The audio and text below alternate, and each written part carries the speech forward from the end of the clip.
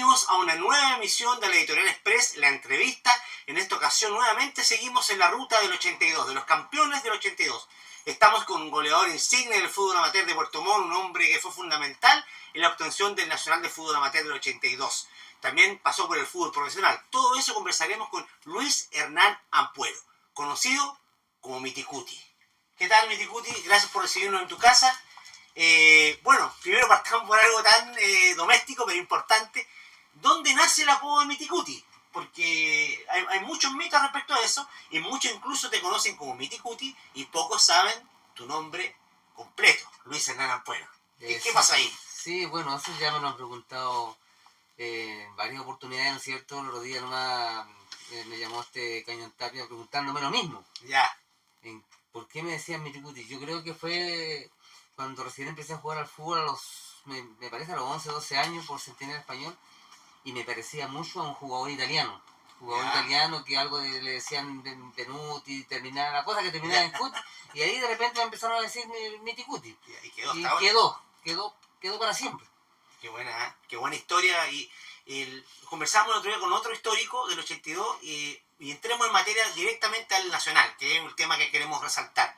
El año 82 fue un año de fútbol en Puerto Montt y en el mundo, porque fue el Mundial del 82. Chile iba al Mundial, había mucha expectativa, pero ustedes aquí en Puerto Montt se estaban preparando hace 2 años para vivir esta fiesta. ¿Cómo fue esa preparación para el 82 que culminó con el título? ¿Cómo fue lo previo? Todos esos meses, esos años, partidos amistosos, distintos técnicos. Ese proceso fue largo, con temor a no lesionarse, con una serie de temas que fueron parte del proceso. Sí, como tú dices, fue un proceso largo, ¿no es cierto? Yo creo que aproximadamente cerca de 2 años. Claro. Pasamos, como tú dices, también como 5 o 6 técnicos, 7 técnicos, pasaron hasta que al final nadie convencía, pues ninguno de los técnicos convencía, hasta que al final se propuso la directiva encabezada por don Raúl Vargas ir a buscar a un entrenador más capacitado a Santiago, y ahí viajó don Raúl, hizo todas las gestiones y se entrevistó con Juan Soto Mura, y al final quedó Juan Soto Mura, el ex niño gol de Colo Colo. Y de Colo Colo, y a este hombre que le gusta Colo Colo, yo creo que le entusiasmó inmediatamente la llegada de Juan Soto también, además, después con la llegada de Chamullo. De Chamullo Ampuero, exactamente. Mira, cuando llegó, yo tuve una buena anécdota con Juan Soto, porque en ese momento, cuando él vino y probó jugador y todo, yo estaba lesionado. Ya. Pero a las 2, 3 semanas, cuando me probó, él me dijo, mira, yo te voy a dejar, ¿sabes por qué? Me dijo, porque te parece mucho como jugaba yo. Yeah. Él era así, rápido, goleador y muy vivo. Entonces me dijo, eso fue lo primero que me dijo, te pareces mucho como jugaba yo. Y no te hagas problema porque vayas a quedar igual. Y yo en ese momento estaba lesionado, pero hice una prueba ahí en el Estadio Lins y hacía media máquina nomás, pero me dejó. Con 25 años Miticuti fue jugador del Nacional de Fútbol Amateur. Ya era goleador en ese tiempo en Centenario Español a nivel amateur y Puerto Montt estaba forjando este grupo humano que llegó a esa gran final. ¿Alguna historia previa a lo que fue el Nacional? Porque ustedes se preparaban, como decíamos, mucho tiempo, tuvieron partidos amistosos. ¿Qué recuerdas desde futbolísticamente hablando de esos partidos amistosos cuando partió este proceso? Sí, nosotros jugamos, estuvimos un año entero jugando partidos amistosos con distintas selecciones. Vino una selección de Maipú, donde vino varios jugadores que fueron profesionales después, ¿no es cierto? Me acuerdo de Claudio Tello, que después jugó en Cobreloa, que falleció de cáncer, de un tal Molina, no sé, llegaron muchos jugadores que después fueron jugadores profesionales. Y como te digo, jugamos muchos partidos amistosos, hubo muchas pruebas de jugadores que fueron quedando en el camino y otros felizmente quedamos al final en el proceso, que a la larga fueron como 24, 25 jugadores. Oye, Miticuti, lo otro importante fue que ustedes también fueron como puertomontinos, como del fútbol amateur, recibieron de buena forma a quienes fueron denominados refuerzos, que venían de Santiago, algunos del fútbol o que estaban en planteles profesionales. ¿Cómo fue esa recepción al principio? ¿Hubo algún grado de tensión al principio? ¿Por qué traen estos refuerzos? ¿Hubo algún cuestionamiento interno o eso pasó colado gracias a la dirección técnica y a todo lo que hubo alrededor? Mira, cuando llegó Juan Soto Mura, él hizo jugar solamente a los de aquí, a una selección de aquí. Y él cuando vio 3, 4 partidos, él empezó a mirar las flaquezas, en los puestos que habían flaqueza. Por ejemplo, el lateral derecho, él vio que había una flaqueza, mandó a buscar uno de Santiago. Puntero izquierdo, ¿cierto? En ese tiempo estaba el finado Carlos Totavera. Pero él enganchaba mucho y nos hacía el centro. Al final lo dejaba a nosotros tirados con Elías esperando el centro. Entonces mandó a buscar un puntero izquierdo. No teníamos puntero derecho. En ese tiempo el que andaba muy bien era ¿tú te acuerdas de Alfredo Lange? Jugaba muy bien de puntero derecho, pero me parece mucho que estaba medio lesionado también. Entonces vio esa flaqueza, mandó a buscar un puntero derecho. Y ese fue Necunier. Después mandó a buscar también uno de contención, Alexis Guzmán, porque estaba medio lesionado persistente, que a la larga pasó todo el nacional lesionado persistente porque entró a jugar el primer partido y no pudo jugar, tuvo que salir. Incluso Alexis Guzmán también se lesionó. Y acuérdate que al final jugó de contención fue Mateo Yarzún, que Mateo estaba afuera, estaba en la banca. Y tuvo que... Y lo hizo muy bien. Lo hizo muy bien porque tuvo que ir al piso, tuvo que coger pelota y tocar. Y Mateo no era de esas cualidades, Mateo era un 8 exquisito que profundizaba, pero le dio esa tarea a Juan Sotomura de que él quitara a Vallazuelo y se la dé al 8 que terminó jugando Miguel Candia. De 10 jugué yo, ¿no es cierto? Elías centro delantero, puntero izquierdo José Luis Cerda, el que refuerza, puntero derecho. O sea, al final se compraron bien los refuerzos por lo que estaba acá. Justamente. Y Juan Soto tuvo la visión de escoger de manera detallada los puntos que deberían reforzarse. Ahora esa dupla, la dupla tuya con Elías Rodríguez, que ya venía con una historia en Centinela, ¿no es cierto? Yo recuerdo, escucha, hay videos por ahí, pero contarlo, yo lo viví como joven, los vi en cancha, era una dupla, tú te sentías muy cómodo con Elías, se conocían mucho, tú te movías para allá, y es que uno de los dos hacía un gol, eso estaba claro. Es que nosotros nos preparábamos muy bien, porque nosotros, ¿tú te acuerdas cuando jugamos los regionales? Nosotros habían defensas que eran muy recios, los valdivianos sobre todo, cuando íbamos a Ancú, habían centrales que eran muy... Entonces nosotros nos ingeniamos con Elías. Mira, yo le decía a Elías, mira... ¿Ustedes conversaban antes de los partidos con Elías? No solo conversamos, nosotros salíamos a entrenar juntos los dos. Me pasaba a buscar temprano en las mañanas y nos preparábamos.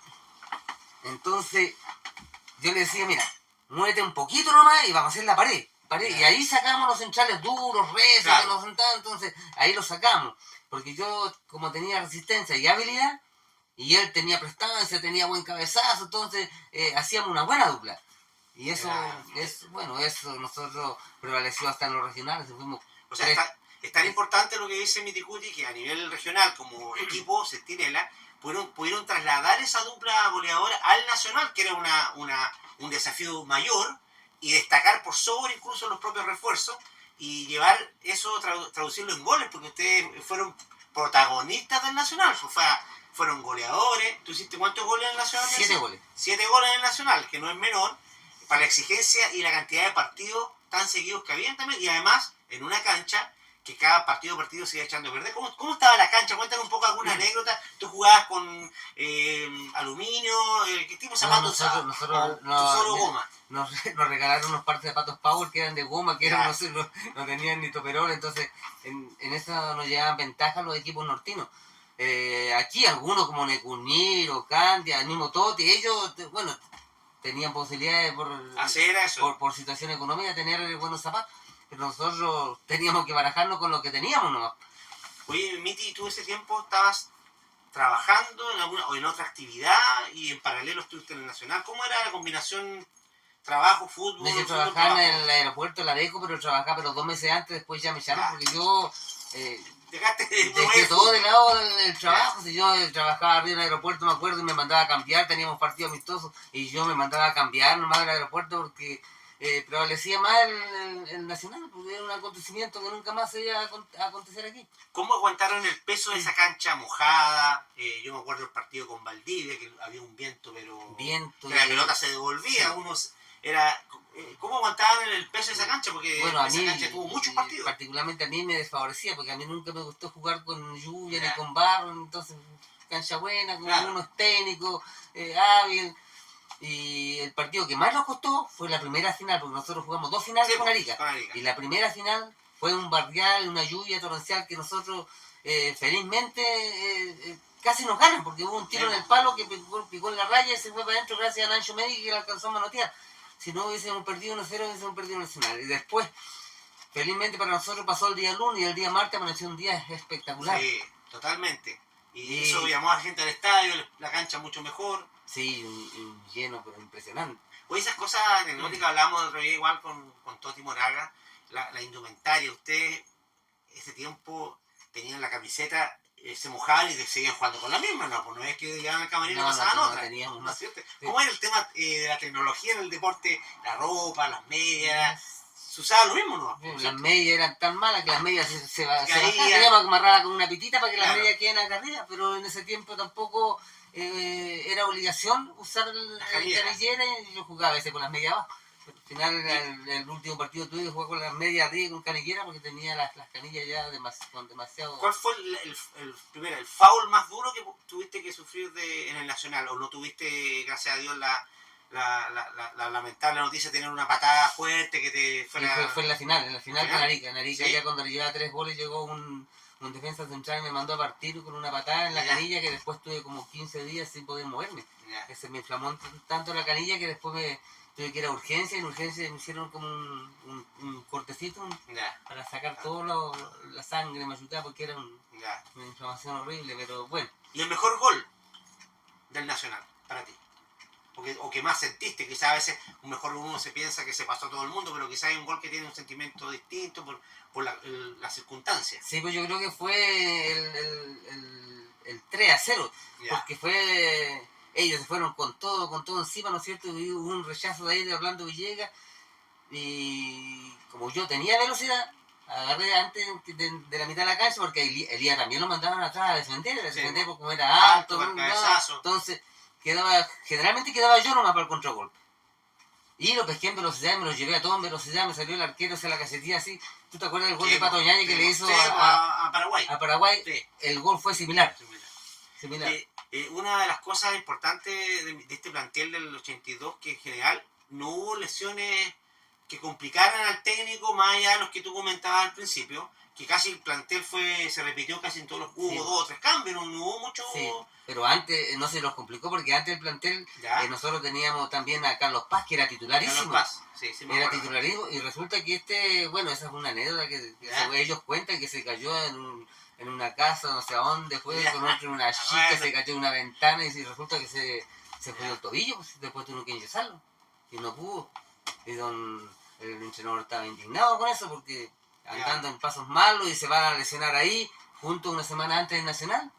Oye, Miticuti, ¿cómo recuerdas la celebración del Nacional? En la ciudad, en el estadio, ¿cómo lo viviste tú? ¿Cómo fue eso?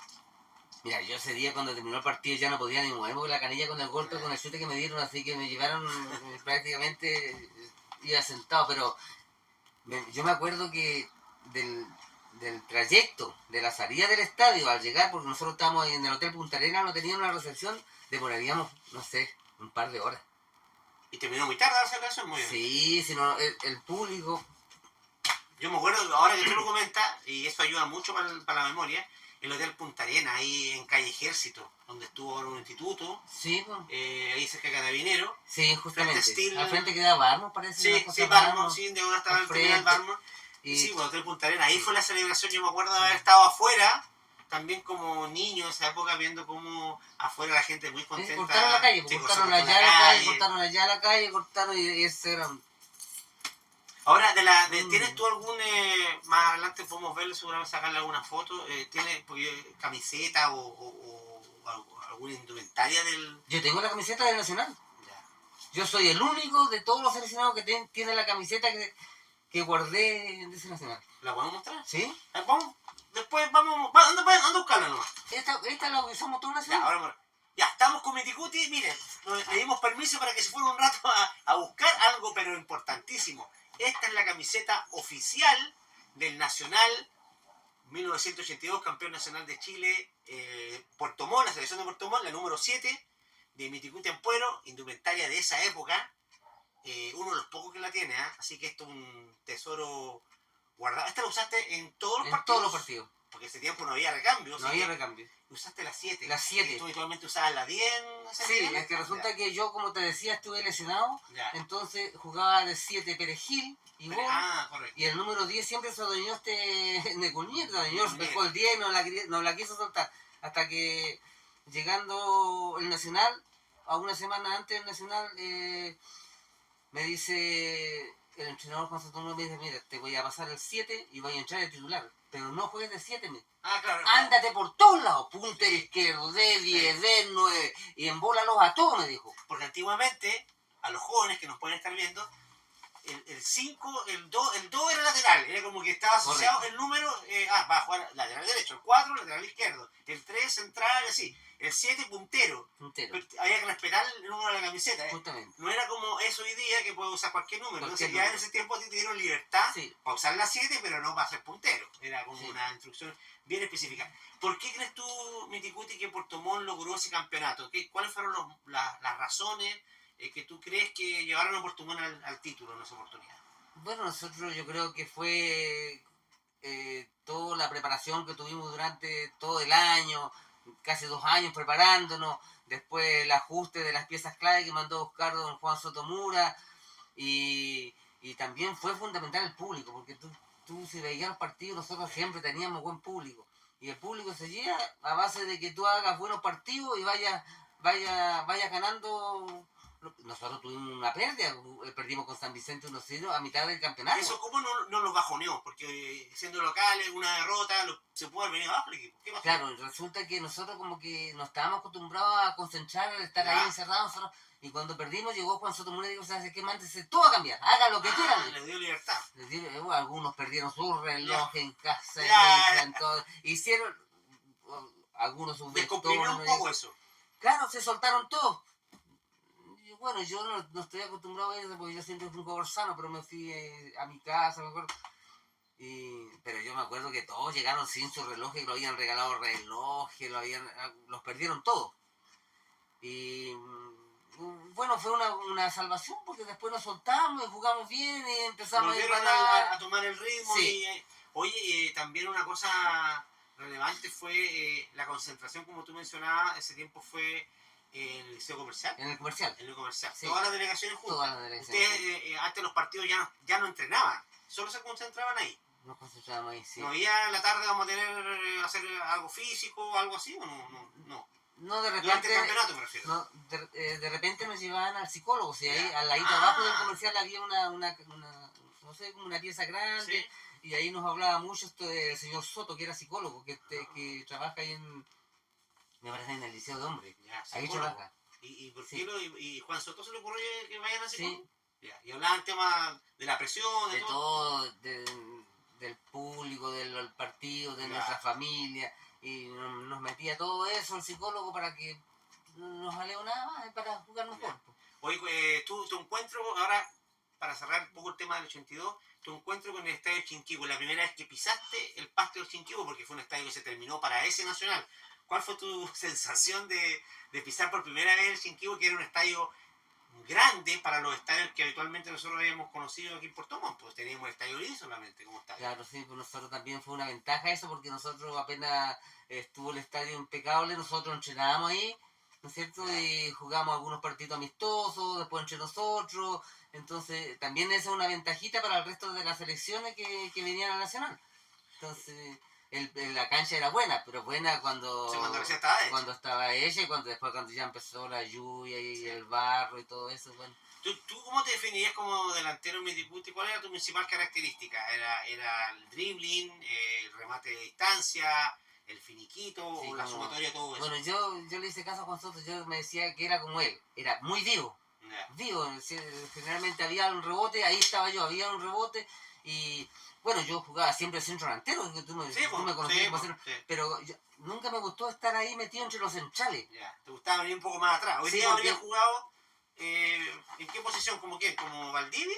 ¿En esa posición? ¿Un poquito más atrás? Un poquito más atrás, pero yo no soy tan asistidor, yo soy más encarador. Me gusta ir a la pared con el 9 y con la pelota de frente al arco.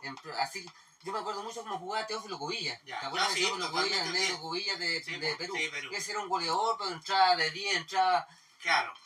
El otro que me gustaba era Enzo Francesco. Francesco era jugada de 9, pero él nunca estaba ahí metido. Él siempre se enganchaba, hacía paredes. Uno siempre copia a los delanteros que... Bueno, ahora me Miticuti, ¿cómo te marcó el 82 en tu vida personal, en tu vida familiar? Ese nacional fue un aprendizaje muy grande para la vida. Sí, exactamente, para la vida. Y como decimos todos nosotros, el mismo don Heriberto Soto, que a veces nos reúne a todos.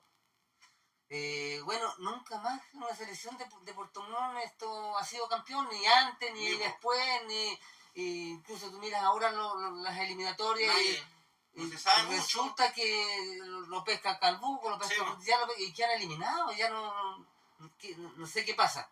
La juventud de ahora no sé si se van por otras cosas. Sí. No es como antes. Antes nosotros éramos como más fanáticos. Nosotros, me acuerdo yo con los 12 años, nos íbamos de a pie arriba a la cancha tricolor a jugar con tricolor o con arcoíris o con estrellas.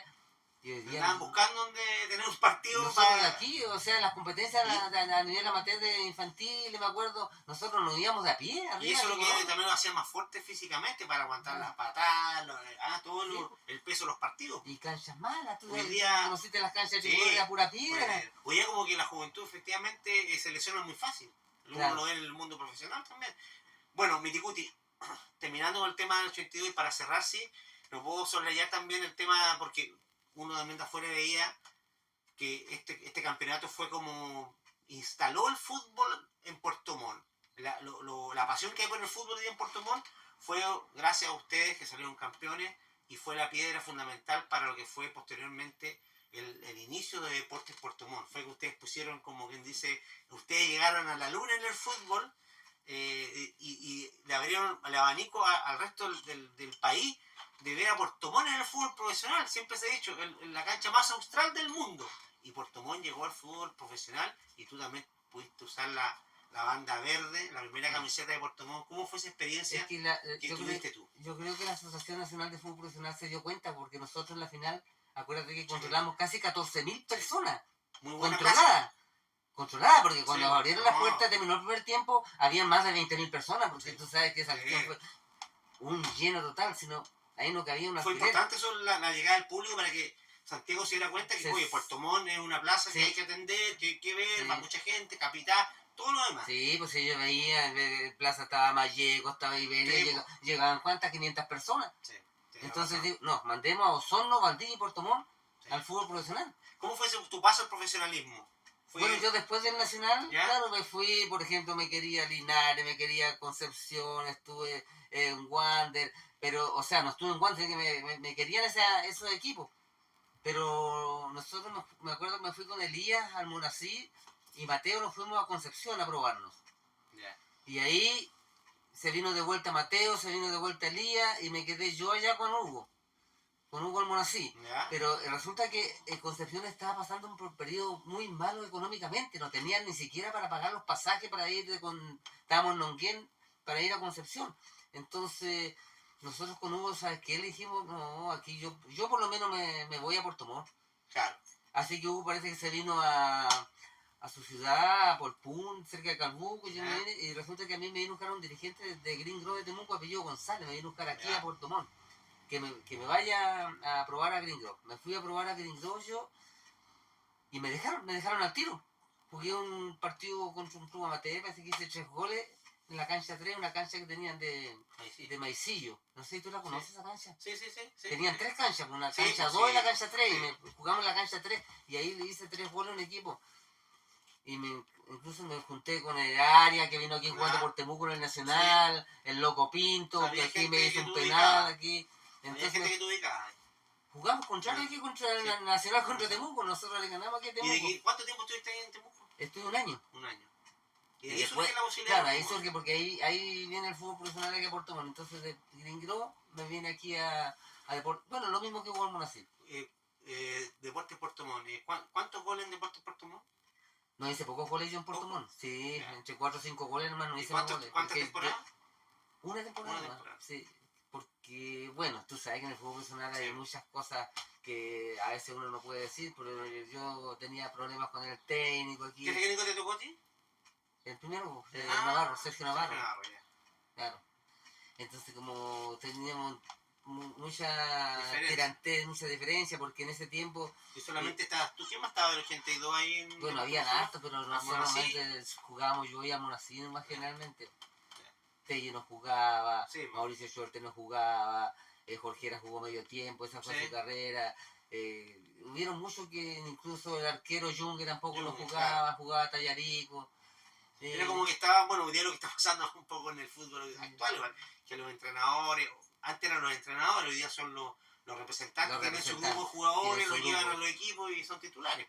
Y en Sí, esa época eran los entrenadores. esos eran los Entonces entrenadores, que, los entrenadores llevaban su sí, grupito, pues pues, si sí. aquí Sergio Navarro trajo como 6 7 ¿Tú tienes tu deuda pendiente quizás con el fútbol profesional? sí, ¿Pudiste haber hecho más? mucho más, Sí. mucho más. Tú- Pero bueno, son cosas que La vida a veces los nos tiene de este marca algo, lado. pero el recuerdo que hay tuyo y uno conversando con mucha gente del mundo del fútbol y gente que le gusta el fútbol pero que nunca jugó, pero que le gusta ir al estadio, porque hay mucha gente que nunca ha jugado fútbol pero va mucho al estadio, incluso va más que uno. Claro, Te reconocen, todavía te conocen en la calle porque ha llegado mucha gente de afuera y un poco esto que estamos haciendo es sí. para ilustrar a las nuevas generaciones puertomontinas de lo que fue ese nacional y lo importante que ha sido. Lo conversamos con Heriberto Soto igual el otro día y con Iván Soto también, con Piquero, que son 40 años como que hubiese sido ayer, ¿o no? Sí, ¿No es cierto? el tiempo Eso pasa volando. pasa Yo me volando. acuerdo que ahí en los partidos que jugué por Deportes Puerto Montt en el fútbol profesional lo hice bien. Incluso ¿Sí? le hice un gol allá de visita, un par de goles a Curicó. Un gol muy hermoso. Ya. La pared de pecho la pasé por encima del otro jugador y antes que caiga al otro lado, Dale, pega. el tiro el arquero quedó parado. Me recuerdo ese gol. Después otro gol que le hice acá a Ñublense. Venía jugando, me acuerdo, Eduardo Cortázar, que Eduardo Ya. Cortázar para mí era un espejo porque él jugó con Sí, todas pues. las glorias de aquel gringo de Temuco, donde jugaba Catafao, el Mono Sí, Navarro, tenía muchos Víctor nombres Manuel que González. marcaron la historia del fútbol nacional. Entonces, Bueno, me, lo último, para ir cerrando, me gustaría saber cuál es tu mirada hoy día del fútbol profesional en general en Chile. Deportes Puerto Montt, la selección, Colo Colo, que es tu equipo eh, preferido, ¿no es cierto? Eres hincha de Colo Colo. ¿Cómo ves el fútbol nacional hoy día en general? mira, el fútbol comparado con otros, por ejemplo, con los argentinos, con los brasileños, ¿sabes? Hay mucha diferencia porque quizás en eso, en mismo México pagan demasiado, entonces Sí, aquí claro. sale un jugador más o menos nomás y se va para otro lado, bueno, ellos tienen que asegurar su futuro, Sí, pero aquí ya va a ser muy difícil que un equipo de Chile, por ejemplo, vuelva a ser campeón de Copa Libertadores de América porque va a ser muy hay difícil. mucha diferencia. Y muchos equipos brasileños además participan como 8. Entonces, Lógico, sí o sí van a quedar dos. todos competitivos, pues tú Sí, miras a los equipos planteles. brasileños, son todos planteles, una situación, el plantel económico, por ejemplo, la plantilla de cuántos millones estamos Mucha hablando. plata, mucha plata. Entonces, no pudimos comparar aquí. El que sí ha sido, ha dado que hablar es Independiente de Ecuador, que volvió Sí, a pues, salir sale campeón campeón. Sí. de la Sudamericana. Ecuador ha hecho un buen desarrollo del fútbol en toda su estructura del fútbol local y lo ha llevado a títulos Sí, internacionales. porque O estuve sea, mirando yo anoche y miraba toda esa estructura y ellos le dan mucho auge a las series inferiores, sí, empiezan a trabajar mucho a los chicos. claro. Trabajan mucho con las series inferiores, hay buenos físicos grandes, bien trabajados, Claro, rápidos, y los venden, pues los venden sí, a, qué sé yo, a forman mucho, México, y brasileños, están muy jóvenes jugando ya en fútbol claro. competitivo. Y eso, No sé, eso es digno de destacarlo porque eso es lo que hay que copiar. aquí todavía los sub-20, sub-21 están jugando en las divisiones inferiores. Sí, Entonces no tienen roce con los adultos. Es como que quizás antes en tu época tú podrías encontrarte con un cabro de 18 años jugando. Pero hoy día cuesta mucho en un plantel profesional. sí, Son muy pues yo, pocos que se están atreviendo. yo tengo un sobrino que es Matías Aguilar, no sé si te lo Matías dije. Aguilar totalmente. Lo conozco tanto, lo conozco de los 8 años cuando estábamos en la escuela de fútbol de Linz.